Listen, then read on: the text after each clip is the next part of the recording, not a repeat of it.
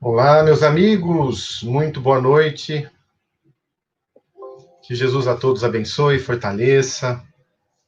Uma alegria novamente estarmos aqui, estudando as páginas de luz do livro Nosso Lar, nesta noite. Muito bem-vinda, Yara, Lenita, Patrícia, boa noite. Hoje estudaremos o capítulo 16 do livro, cujo título é Confidências. A Vânia, boa noite. Olá, Mari, manda um beijo para Lila. Clau, Danilo, Anete, a Vânia, Correia. Vamos iniciar. Eu vou ler um pequeno trecho do Evangelho que fala da fé, para daí darmos sequência, ok? Boa noite, Ulisses. Olá, Eni, Kátia, meus amigos, muito boa noite. Andréia, Oliveira, Dalva também. No capítulo 19, A Fé Transporta Montanhas, está o seguinte no item 3. A fé sincera e verdadeira é sempre calma. Ela faculta a paciência que sabe esperar, porque tendo seu ponto de apoio na inteligência e na compreensão das coisas, tem a certeza de chegar ao objetivo visado. A fé vacilante sente sua própria fraqueza.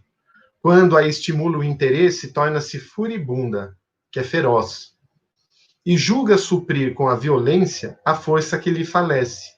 A calma na luta é sempre um sinal de força e de confiança. A violência, ao contrário, denota fraqueza e dúvida de si mesmo. Vamos fazer a nossa prece? Procuremos envolver os nossos corações e pensamentos na luz divina, envolvidos pelas vibrações do alto. Mentalizemos a Jesus, que possa, nessa hora, nos envolver o nosso lar, os nossos entes queridos que convivem conosco, permitindo que, durante o período em que aqui estivermos, nessa sintonia mais alta, que os bons espíritos nos auxiliem, tratando-nos espiritualmente, revigorando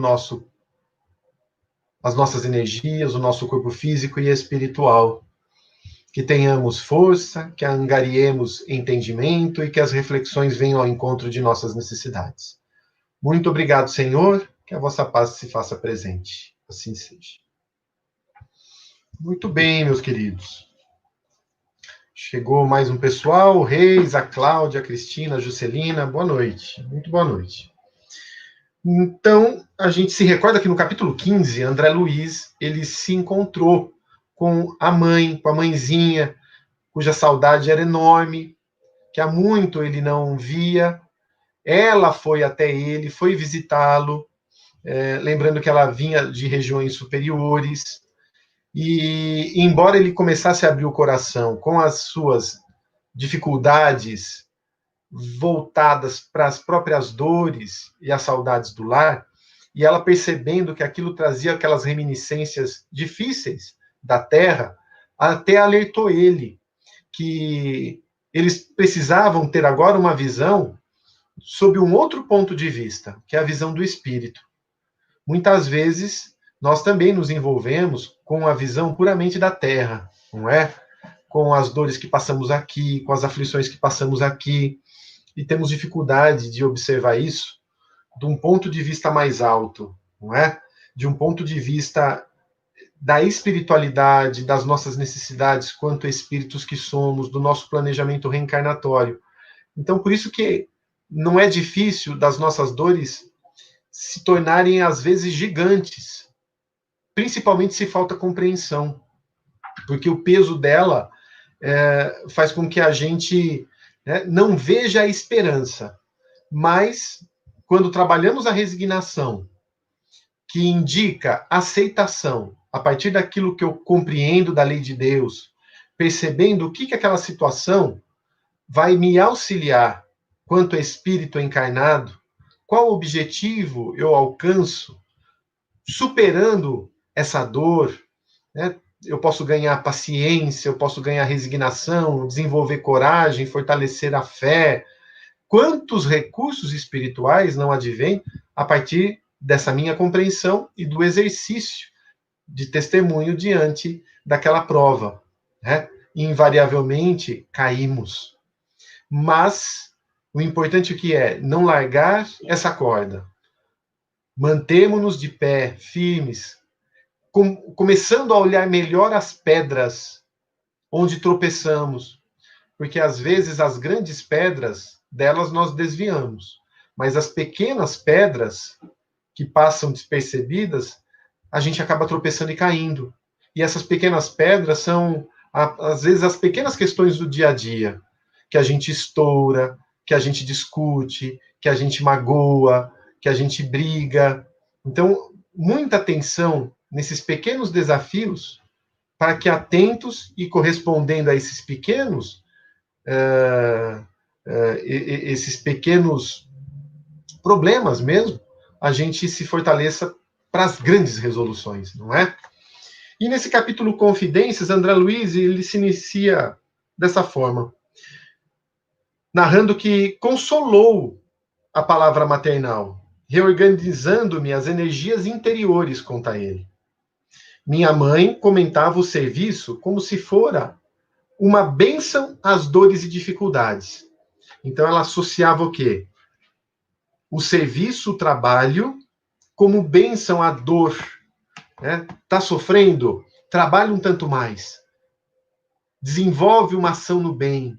Observa aqueles que sofrem mais do que nós. Daí a gente começa a perceber que todo ato de ingratidão realmente é contrário a essa lei divina.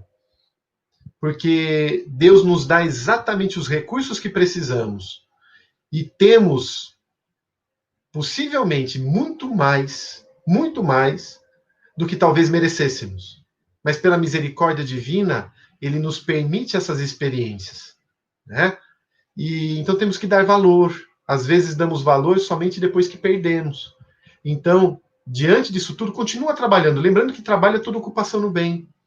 Continua no exercício sacrificial. Um tanto mais. Nada é para sempre.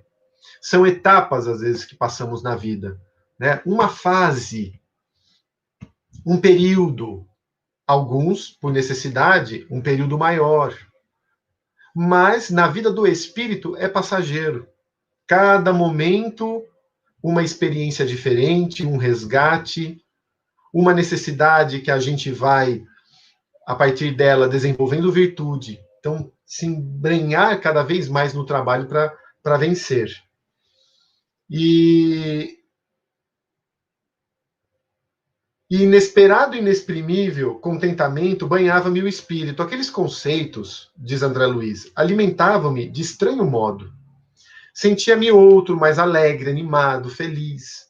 Ó, minha mãe, exclamei comovido. Deve ser maravilhosa a esfera da sua habitação. Que sublimes contemplações espirituais, que ventura! Ele se refere às regiões espirituais onde ela estava após a sua desencarnação. Ela estava em regiões superiores à região em que ele se encontrava, a cidade de Nosso Lar. Ela esboçou um sorriso significativo e obtemperou.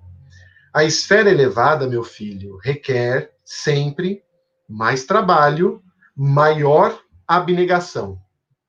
Então, se o trabalho é toda ocupação útil, a abnegação, esse ab, é uma partícula de negação. É o negar-se a si mesmo. Então, o indivíduo é abnegado, ele está negando, às vezes, seus interesses, ele está negando aquilo que aparentemente é bom para ele, do ponto de vista da Terra, para atender os outros. Então, o que ela diz? Quanto maior a evolução espiritual, as regiões superiores, mais trabalho e mais necessidade de se dedicar ao outro, de se colocar no lugar do outro, de desenvolver piedade, né? Onde você observa a dor alheia e tenta amenizá-la. Não suponhas que tua mãe permaneça em visões beatíficas, à distância dos deveres justos. Não. Devo fazer-te sentir, no entanto, que minhas palavras não representam qualquer nota de tristeza na situação em que me encontro. Olha, vejam, ela não tinha nenhuma nota de tristeza. E estava com o filho até pouco tempo nas regiões umbralinas. O esposo está naquelas regiões, uma das filhas. Então, olha o ambiente em que estava, mas o espírito daquele que venceu a si mesmo, ele não se abate. Né? Então, intimamente, ela estava bem, confiante, na certeza do amparo do alto, na certeza de que a nenhum daqueles que ficaram na retaguarda, que ficaram para trás na caminhada, estariam desamparados. Né? Dentro dessa certeza, ela caminhava confiante. Então, ó, não acredite que eu tenha qualquer tipo de lamentação. É antes revelação de responsabilidade necessária. Desde que voltei da Terra, agora ela começa a contar um pouquinho do momento em que ela desencarnou, né? Tenho trabalhado intensamente pela nossa renovação espiritual. Como que uma mãe, vocês concordam, iria deixar o seu grupo familiar de lado? Né? Não tem cabimento, uma amnésia, um esquecimento, não, continua sentindo. E ela estava trabalhando pela família. Por isso que é importante, né? Às vezes, diante dos nossos temores da desencarnação, ou até mesmo das nossas ideias em relação àqueles que foram, muitas vezes desenvolvemos aquilo que Sueli Caldas Schubert, ela comenta até de uma obsessão de encarnado para desencarnado. É aquela em que nós queremos reter o nosso ente querido aqui na Terra, lamentando a partida dele,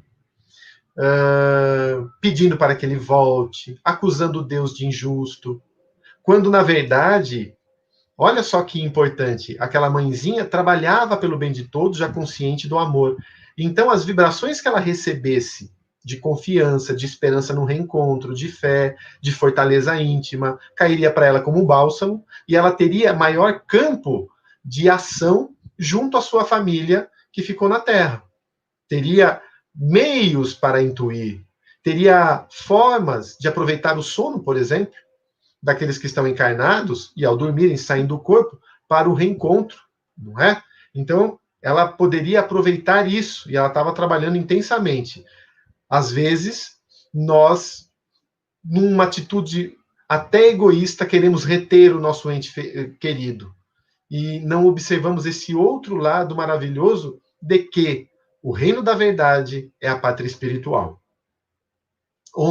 de onde nós viemos, onde retornaremos, onde nos reencontraremos. Eu estou relendo o livro 50 anos depois. É fantástico.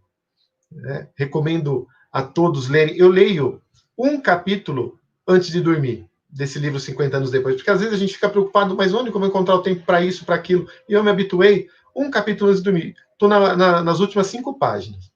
E aí é interessante porque é uma leitura que é agradável também para esse momento do sono, e a gente percebe a resistência de um espírito como Célia, né, que pensava nos outros antes de tomar as suas atitudes.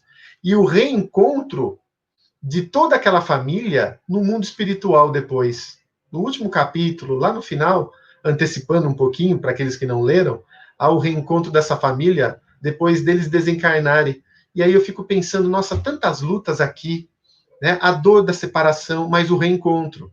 Então, esse reencontro nos enche de esperança, nos enche de força para enfrentarmos o dia a dia que muitas vezes é nublado, não é? Mas a gente não pode esquecer que por trás dessas nuvens escuras, às vezes, nós sempre teremos o sol brilhando. E esse sol é Jesus em nossas existências, né? Então, a mãezinha, ela continua atendendo a família. Muitas entidades desencarnando permanecem agarradas ao lar terrestre, a pretexto de muito amarem os que demoram no mundo carnal. Ensinaram-me aqui, todavia, que o verdadeiro amor, para transbordar em benefícios, precisa trabalhar sempre. Então, não é querer ficar junto dos outros dentro da casa, não, é trabalhar por eles. Tá? Auxiliá-los nas dificuldades, para que eles consigam vencer as próprias limitações. Desde minha vinda, então, procuro esforçar-me por conquistar o direito de ajudar aqueles que tanto amamos. Nisso, André Luiz interrompe. e diz o seguinte: e o meu pai? Onde está? Por que não veio com a senhora? Ele não tinha visto o pai ainda. Minha mãe estampou singular expressão no rosto e respondeu: ah, teu pai, teu pai. Há 12 anos que está numa zona de trevas compactas no umbral. Então vejam, há 12 anos. André Luiz, de acordo com o livro, ficou 8. Então, ele desencarnou 4 anos antes de André Luiz e permanecia lá. Né? Há 12 anos nas regiões infelizes, o pai de André. Na Terra sempre nos parecera fiel às tradições da família, arraigado ao cavalheirismo do alto comércio, a cujos quadros pertenceu até o fim da existência, e ao fervor do culto externo, em matéria religiosa. Mas, no fundo, André, ele era fraco. E mantinha ligações clandestinas fora do nosso lar. Duas delas, duas amantes, estavam mentalmente ligadas à vasta rede de entidades maléficas, e tão logo desencarnou meu pobre Laerte, a passagem no umbral lhe foi muito amarga, porque as desventuradas criaturas a quem fizera muitas promessas aguardavam-no ansiosas, prendendo-o de novo nas teias da ilusão. Então vejam como a gente não tem como se vincular a algum coração sem deixar marcas. Ele mantinha a estrutura doméstica e tinha os seus relacionamentos paralelos. Fazia promessas a esses corações, se vinculou a eles e agora tinha que dar conta. Né? Então, quantos sonhos, quantas ideias de futuras venturas. Né? E chega um momento, ele até fala que uma delas mantinha uma rede de relacionamento com entidades infelizes, não entenderam aquela situação, quiseram, né, a prestação de contas, aquela ilusão, aquilo que ele havia proporcionado para elas, em termos de promessa e não cumpriu, e o vincularam nas regiões umbralinas dentro desse processo. E como todo desvio da consciência é uma vibração que a gente tem que dar conta, é uma situação que nós desenvolvemos e somos responsáveis, ele se vinculou àquelas duas entidades nas regiões umbralinas, igual a gente viu, há 12 anos. A princípio ele quis reagir, esforçando-se por encontrar-me, mas não pôde compreender que após a morte do corpo físico, a alma se encontra tal qual vive intrinsecamente.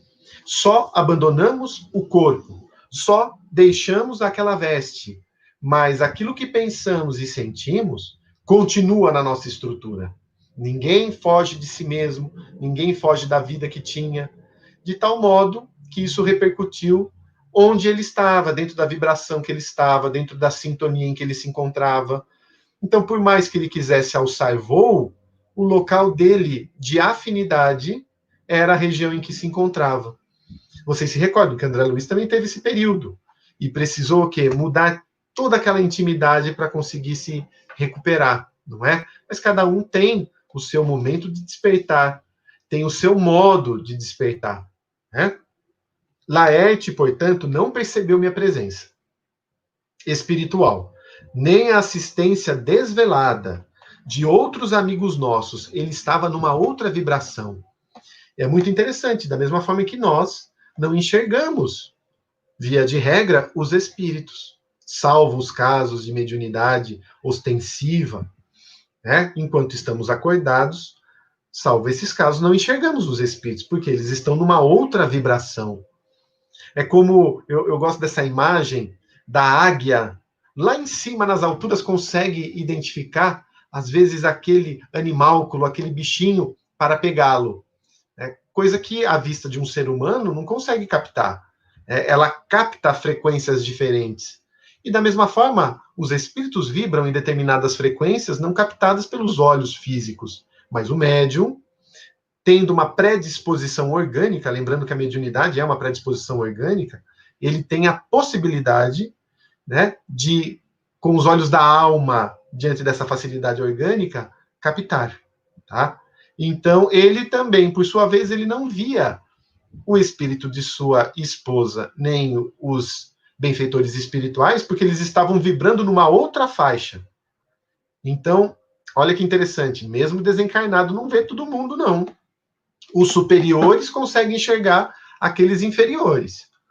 Mas os inferiores não é pelo fato de serem espíritos que veem todos. Tanto que no próprio livro Nosso Lar, a gente vai constatar lá na frente, que alguns espíritos recorriam a uma espécie de materialização, de condensação do corpo espiritual para serem vistos na colônia Nosso Lar para uma explicação do Evangelho, por exemplo. Né? Os princípios da família e o amor ao nosso nome ocuparam algum tempo o seu espírito. De algum modo, lutou repelindo as tentações, mas caiu, afinal, novamente enredado na sombra por falta de perseverança, no bom e reto pensamento.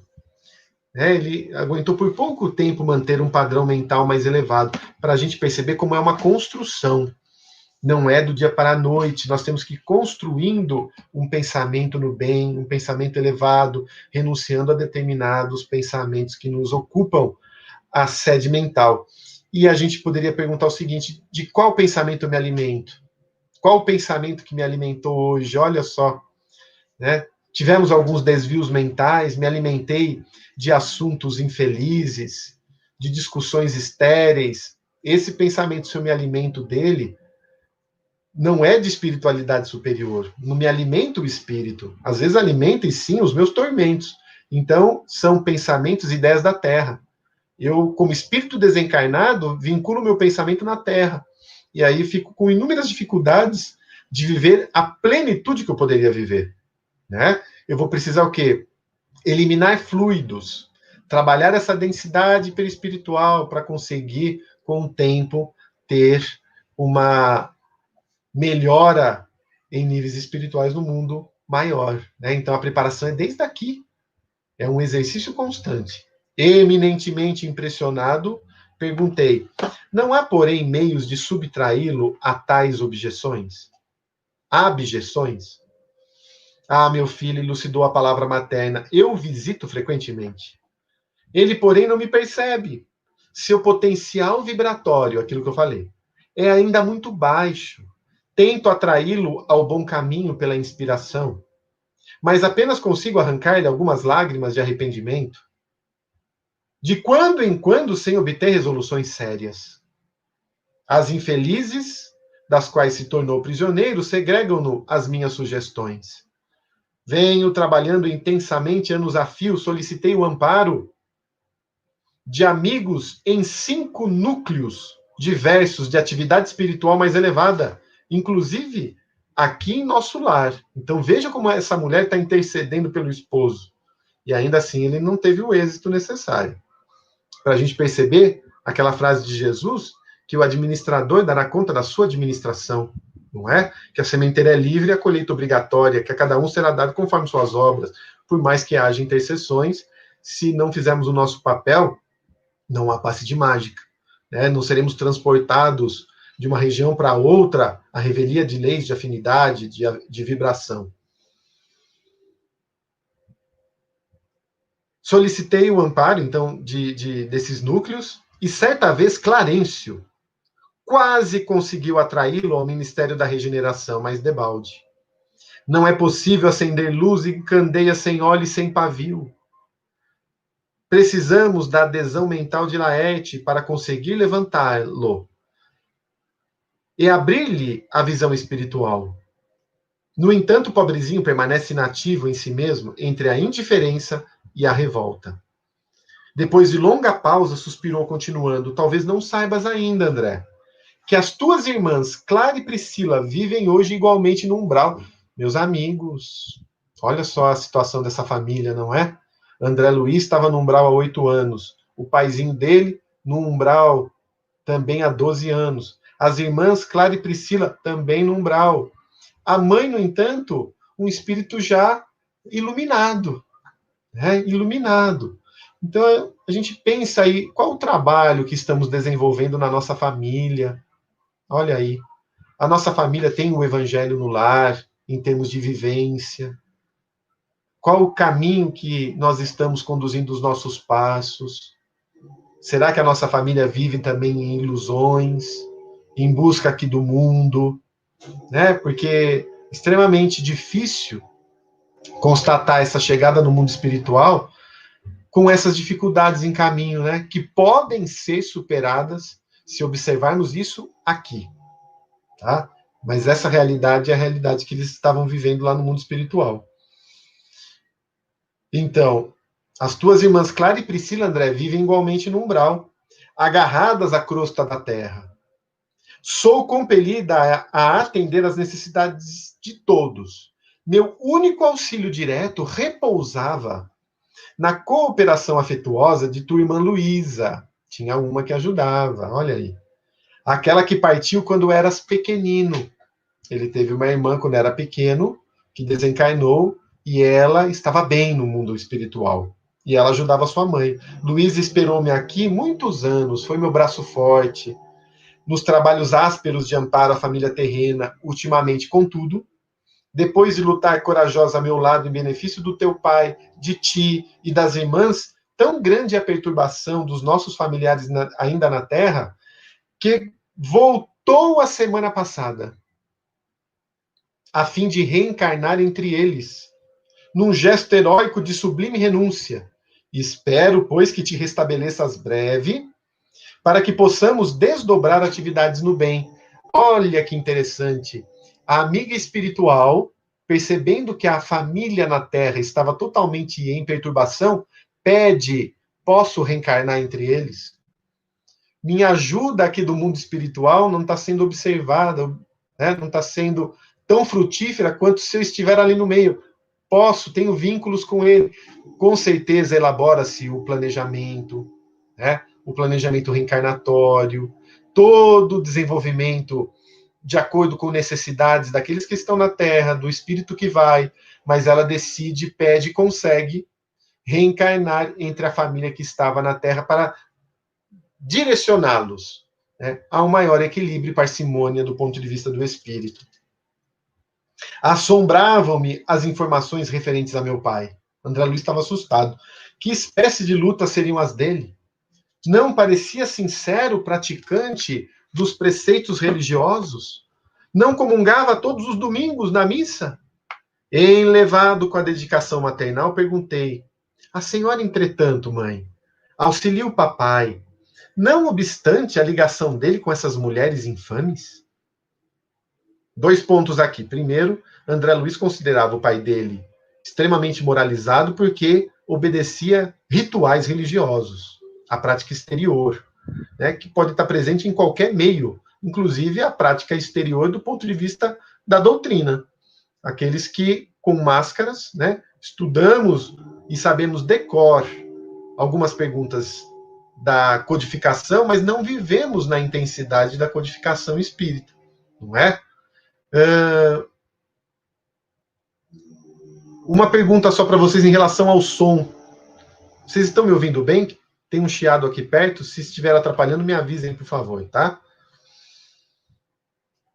Em relação a esse comentário de André Luiz, a mãezinha diz o seguinte: não as classifique assim, porque ele havia chamado de mulheres infames. Ponderou minha mãe: dize antes, meu filho, nossas irmãs doentes. Olha a visão que ela tinha dos espíritos que ficaram na retaguarda, né, com dificuldades. Não é infame, são doentes. São as construções que possuem. Como seria importante se a gente conseguisse observar aqueles que são difíceis e custosos no nosso caminho como espíritos doentes, não é? Será que não teríamos um pouco mais de piedade, de complacência, de compaixão? Obrigado pelo áudio aqui, eu vi que tá bom. Obrigado, viu, gente? Não é? A mãe, ela não ficava exasperada, ela não queria fugir dele, porque ela percebia o quê? Eram espíritos doentes, enfermos. E da mesma forma que eram enfermos em determinado campo, nós também temos inúmeras enfermidades, nós, bem como aqueles que estão à nossa volta. As enfermidades do mando, as enfermidades do ciúme, as enfermidades da impaciência, do autoritarismo, da vaidade, do poder, da preguiça. Somos doentes. E ela conseguia enxergar isso diante do nível de amor que ela já possuía, né? Então, ela conseguia enxergá-los dessa forma. Me faz recordar até Joana de Cusa, que conseguia ver no esposo um filho. É uma mudança de olhar, né? Então, ela continuava. São filhas de nosso Pai igualmente. Não tenho feito intercessões apenas por Laerte, mas por elas também. E estou convencida de haver encontrado recursos para atraí-los todos ao meu coração. Espantou-me a grande manifestação de renúncia. Pensei subitamente em minha família direta. Senti o velho apego à esposa e aos filhos queridos. Perante Clarencio e Lísias, deliberava sempre recalcar sentimentos e calar indagações, mas o olhar materno encorajava-me. Ele tinha até medo de pensar perto de Clarencio, é igual o que alguns falavam, que quando estava perto do Chico tinham medo de pensar porque Chico lia os pensamentos. Ele também, ele se segurava, mas diante da mãe ele não se segurou, né? Ele começou a pensar na família dele. Alguma coisa me fazia sentir que minha mãe não se demoraria muito tempo ao meu lado. Aproveitando o minuto que corria célere, interroguei: a senhora que tem acompanhado o papai devotadamente não poderá informar relativamente a Zélia e as crianças? Zélia é a esposa de André Luiz. Aguardo ansioso o instante de voltar a casa, a fim de auxiliá-los. Oh, minhas imensas saudades devem ser igualmente compartilhadas por eles. Como deve sofrer minha desventurada esposa com esta separação? Minha mãe esboçou um sorriso triste e acrescentou: tenho visitado meus netos periodicamente. Vejam mais uma vez como o coração de mãe, de avó, não deixa os entes queridos à parte aqui na Terra. Eles vêm nos visitar. Às vezes sentimos, naquela lembrança, naquela saudade que às vezes bate, pode ser o ente querido do nosso lado. Aquela recordação que a gente tem do nosso pai, parece, nossa, me veio à mente a ideia agora, talvez seja ele do nosso lado nos abraçando, né? Porque eles não nos esquecem. Às vezes um pensamento deles no mundo espiritual chega até nós em forma de uma imagem, e aí nos recordamos daquele ente querido, sentimos ele presente, não é? Então, ela visitava os netos periodicamente. Eles vão bem.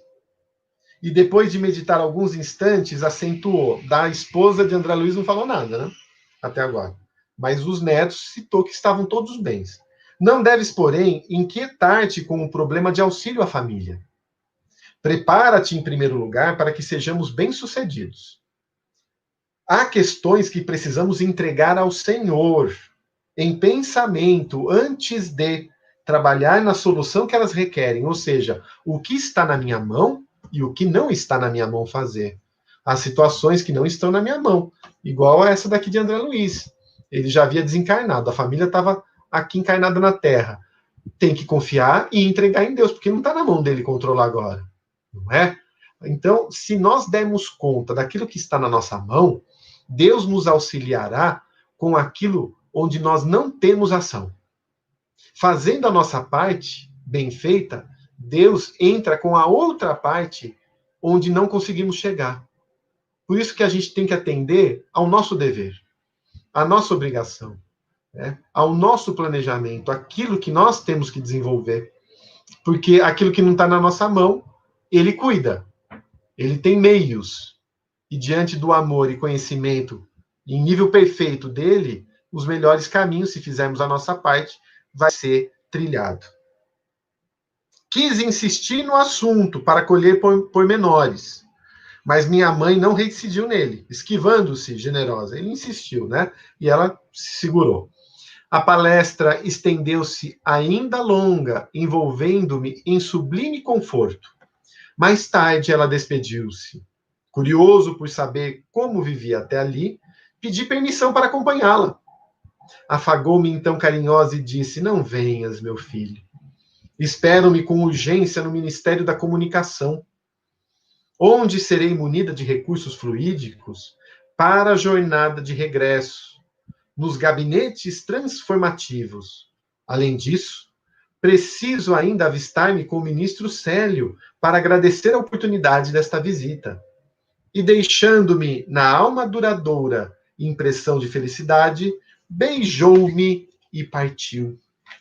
Eis o primeiro encontro de André Luiz, né, com a sua mãe, abrindo o seu coração, as suas dores ali para a mãezinha, que há muito ele não via, e que de um mundo superior ainda de onde ele se encontrava, veio visitá-lo, aproveitando a rede, né, de amizades, de serviço, de trabalho que ela possuía. Vocês viram que ela ia agradecer ainda o ministro a possibilidade da visita. Então, olha como que ela também tinha os seus recursos e era merecedora daquilo, não é verdade? Na semana que vem, nós trataremos do capítulo 17, Em Casa de Lísias. Até então, André Luiz está onde? Lá na enfermaria, lá no hospital, não é? Ele estava ali em determinado cômodo. Na semana que vem, agora ele vai em Casa de Lísias. Vai provavelmente visitar a casa, vai conhecer a casa. O que será que vai acontecer? Tá? Então, na semana que vem, a gente dá continuidade a esse capítulo. E eu gostaria de convidá-los para a nossa vibração final. Eu observei aqui ao longo do tempo, não teve perguntas. Não teve, estou confirmando. Vamos então procurar, nesse momento final, envolver o nosso pensamento em luz mais uma vez, mentalizar os nossos entes queridos que desencarnaram. Recordando agora a mãezinha, né, que recebeu, que sempre estava ali no apoio à família espiritual. Vamos também emitir aos nossos entes queridos que partiram essa vibração de esperança, de paz, de luz, para que eles tenham esse conforto, recebam com muita paz esse nosso pensamento, né? Então, mentalizando a Jesus, agradecemos a oportunidade desta noite, desse reencontro, que essas vibrações possam chegar até os nossos entes queridos, os nossos pais e mães, avós, filhos, irmãos, amigos, parentes que estão na espiritualidade, que dentro dessa separação provisória, mas que na realidade não existe, sejamos todos nós, encarnados e desencarnados, encorajados com as vibrações de esperança, de forças renovadas no reencontro. Que eles possam receber como um beijo de luz esse nosso momento, essa nossa vibração, esse nosso pensar. Envolve Jesus também. Todas as crianças que reencarnaram, retornaram à Terra nesse dia, como vimos, os compromissos graves que alguns trazem para auxiliar famílias, para reconduzir caminhos, que essas crianças, que são espíritos antigos muitas vezes, possam receber o amparo para cumprirem com o seu planejamento, com a sua programação. Ilumina os nossos lares, envolve todos os cômodos da nossa casa, ilumina os nossos parentes, a nossa esposa, o nosso esposo, os nossos filhos e pais, os nossos entes queridos, aqueles que estão nos hospitais, aqueles que estão distantes daquele coração amoroso, que recebam essa vibração. Ilumina os idosos nos asilos, os jovens, as crianças, nas casas transitórias, creches, nas clínicas de recuperação aos vícios. Envolve os nossos governantes, Senhor, em nível municipal, os nossos prefeitos, vereadores, o nosso governador em nível estadual, secretários, no nível federal, o nosso presidente, os ministros, os políticos, para que governem em prol do povo e para o povo. E finalmente vibremos por nós, que essas luzes envolvam o nosso pensar, que formas fluídicas infelizes criadas, já que matéria e pensamento é matéria, inadvertidamente possam ser diluídas e uma nova luz surja no pensamento e no nosso coração. Que tenhamos uma ótima noite, amanhã um ótimo dia, e que, em equilíbrio, sigamos passo a passo na nossa existência. Muito obrigado. Iluminando a nossa água, também pedimos, agradecemos o fechamento desta noite. assim seja. Muito obrigado a todos, que Jesus a todos abençoe. Realmente, Tânia, um capítulo lindo, lindo, lindo. Tenho certeza que sua amiga querida, seu ente querido, receberão a sua mãe, a Silvia, vai receber essa vibração, viu? Ok, uma ótima noite. Muito obrigado pela participação de todos. Até a próxima. Fiquem com Deus, tá? Tchau, tchau.